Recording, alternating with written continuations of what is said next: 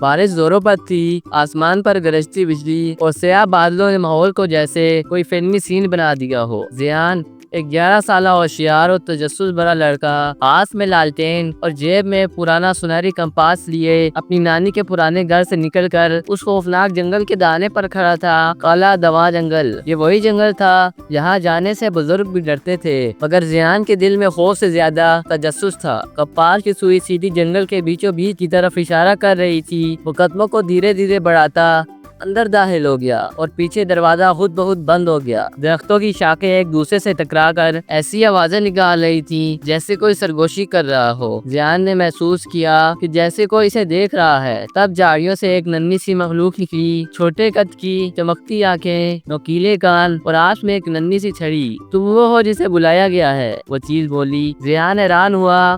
میں؟ کیوں؟ مخلوق نے جواب دیا، اس جنگل کو بچانے کے لیے۔ وہ دونوں ایک خفیہ راستے پر ہوتے ہوئے ایک چھپے ہوئے مندر تک پہنچے۔ مندر میں جادوئی روشنی، پرانی تحریریں اور وسط میں ایک چمکتا ہوا پتھر کا دائرہ تھا۔ یہ جنگل کا ایک بار جادوئی مقام تھا، مخلوق نے بتایا، مگر ایک سیاہ جادوگر نے اسے لعنت زدہ بنا دیا۔ اب صرف تم ہی ہو جو اسے آزاد کر سکتے ہو۔ ذیان نے ہچکچاتے ہوئے اپنا کمپاس دائرے میں رکھا۔ اچانک زمین ہلنے لگی، جادوئی روشنی پھیل گئی اور جنگل جاگ گیا۔ درخت زندہ ہو گئے، سرگوشیاں زور سے گونجنے لگیں اور پرانی کہانیوں کی تصویریں ہوا میں ابھر آئیں۔ ذیان نے ایک منظر دیکھا جہاں ایک ظالم جادوگر جنگل پر سیاہ جادو کر رہا تھا اور پرانے محافظ سے روکنے کی کوشش میں ختم ہو گئے تھے، مگر اب جنگل کو نیا محافظ مل چکا تھا۔ ذیان نے جیسے ہی دوبارہ کمپاس کو تغرے پر رکھا، ایک روشنی کا طوفان اٹھا، سائے غائب ہو گئے، اندھیرا ختم اور جنگل پھر سے روشن ہو گیا۔ مخلوق نے کہا، تم نے اسے بچا لیا، اب یہ جنگل تمہارا ہے۔ ذیان کی آنکھوں میں آنسو تھے، مگر دل خوشی اور طاقت سے بھرا ہوا تھا۔ وہ جنگل سے باہر آیا۔ اب وہ صرف ایک بچہ نہیں تھا، اب وہ تھا سرگوشیوں والے جنگل کا محافظ۔